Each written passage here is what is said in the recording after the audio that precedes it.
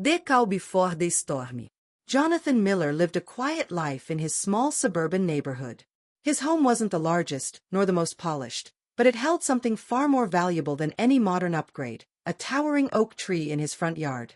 The oak had been planted by his late father nearly 40 years ago. Its roots ran deep into the soil, and its branches stretched proudly across the sky, casting a gentle shade over Jonathan's yard every summer. To Jonathan, it wasn't just a tree. It was a living memory, a link to his past, and a symbol of the family he had once known. But not everyone saw it that way. Karen Whitmore, the HOA president, believed the tree was an eyesore. She was known throughout the neighborhood for her constant nitpicking, her relentless demands, and her iron grip on the homeowners association. For years, neighbors had whispered her name with frustration, yet no one dared openly challenge her. She thrived on fear, wielding her title like a weapon. It began with letters, thin envelopes left in Jonathan's mailbox, marked with the HOA's stamp. "Your tree poses a potential hazard," the first letter claimed. "Removal is recommended within 30 days, the second declared. By the fourth, Karen's tone had hardened. "Failure to comply may result in HOA intervention." Jonathan sighed as he read each one. He had already hired an arborist to check the oak. The report was clear. The tree was perfectly healthy. There was no danger. One evening, Jonathan sat on his porch with his loyal German shepherd, Max, resting at his feet. His friend Sarah stopped by with coffee, her eyes narrowing as she noticed the latest letter in his hand. "Karen again?" she asked, shaking her head. Jonathan gave a very nod. "She won't let it go. But this tree, it's all I have left of Dad. I can't just cut it down."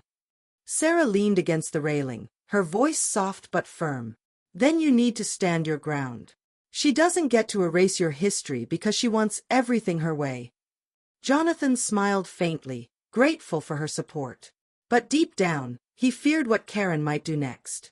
That night, as the sky turned dark and the neighborhood fell silent, Jonathan was stirred by an unsettling sound. A mechanical hum, sharp and biting, pierced the quiet air. He jolted upright and rushed outside. His heart sank. Under the dim glow of streetlights, he saw workers with chainsaws circling his oak tree. And standing behind them, arms folded, was Karen. "The fall." Jonathan's voice ripped through the night. "Stop. What are you doing? That's my property." The workers hesitated, glancing at Karen. She barked back. "Keep going. This tree is a danger to everyone. I'm doing the neighborhood a favor." Jonathan ran toward them, Max growling at his side, but the damage was already done. Large cuts gaped at the base of the oak. The chainsaws growled louder as sawdust filled the air. Then, nature intervened. Dark clouds rolled in, and thunder cracked across the sky. A sudden gust of wind swept through the neighborhood, pushing against the weakened trunk. The great oak groaned, creaked, and then, with a deafening roar, it gave way. Neighbors poured from their homes as the massive tree toppled. Time slowed. Jonathan braced himself, expecting it to crush his yard. But fate had other plans. The oak fell in the opposite direction, straight onto Karen's house. The crash was thunderous. Roof beams splintered, windows shattered, and Karen's screams pierced the chaos. The workers dropped their tools and scattered. Neighbors gasped, hands covering mouths. Some ran forward, others simply stood frozen, eyes wide in disbelief. Jonathan, his chest heaving, stared at the wreckage. His father's tree was gone, but so was Karen's perfect facade of control. As rain began to pour, Karen stumbled out of her ruined doorway, her face twisted with fury. "This is your fault," she screeched, pointing at Jonathan. "You'll pay for this. All of it." Red and blue lights lit the street as emergency vehicles pulled in. Firefighters rushed to secure the collapsed structure. Karen, dripping wet and raging, shouted over them. "He refused to cut it down. He put us all in danger." Jonathan stood silent, the weight of loss heavy in his chest. His tree was destroyed. His father's memory shattered in splinters across the ground. Yet, strangely, there was no guilt. He hadn't swung the saw. He hadn't brought the tree down. Karen had. Accusations and consequences. The following days were a storm of their own. Karen wasted no time filing official complaints.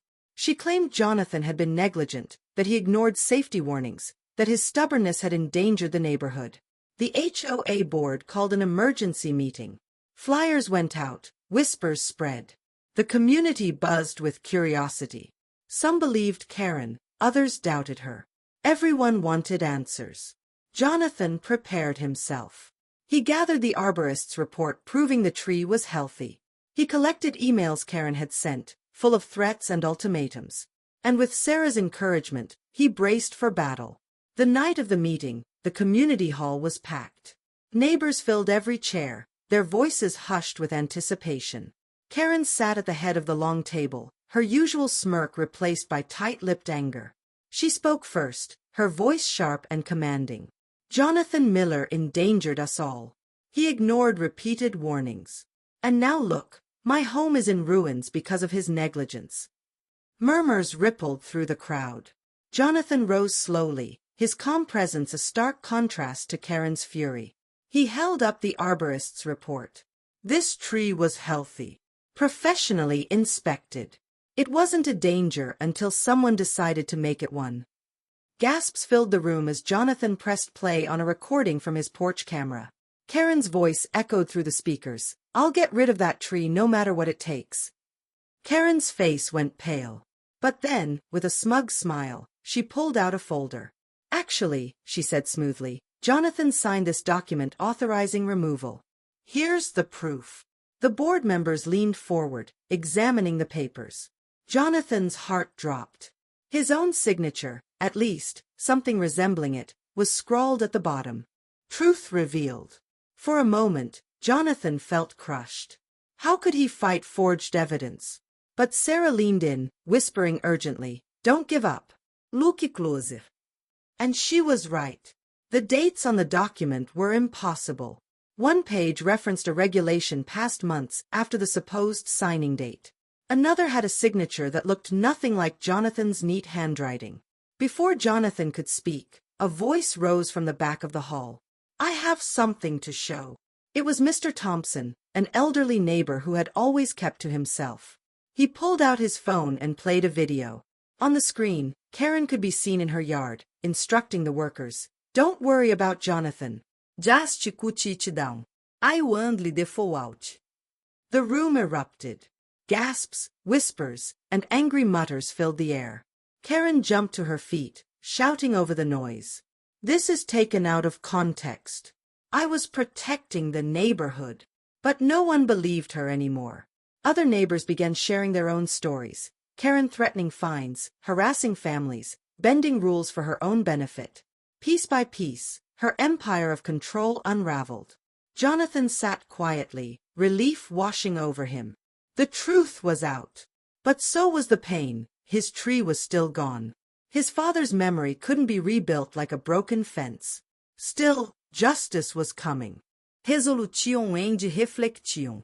The final HOA meeting was unlike any the neighborhood had seen. Every seat was filled, neighbors standing shoulder to shoulder. The air buzzed with anticipation. Evidence was presented, witnesses spoke, and for once, Karen had no clever trick, no weapon left to wield. The board cast their votes. One by one, hands went up. Unanimous. Karen was removed from her position as HOA president. She stood slowly, her face burning red with humiliation. Her eyes darted around the room, but where once she commanded fear, now she saw only relief, neighbors free from her reign. Without another word, she stormed out of the hall. That night, her house, still scarred by the fallen oak, sat dark and quiet. Within weeks, a for sale sign appeared in her yard. As for Jonathan, he stood in his yard one morning, Max sitting loyally at his side. The space where his oak once stood was empty, but not barren. Sarah joined him as he planted a new sapling, its slender branches reaching upward. It won't be your father's tree, she said gently. No, Jonathan replied with a small smile. But it'll grow. Ain't so wee. The neighborhood felt lighter, freer, as though a shadow had finally lifted. For the first time in years, the community breathed easy. Jonathan looked at the young tree, hope flickering in his heart. His father's memory didn't live in wood or leaves. It lived in him, in the strength he found to stand up for what was right. And as the sun set, casting golden light across the yard. Jonathan knew this was just the beginning of something better.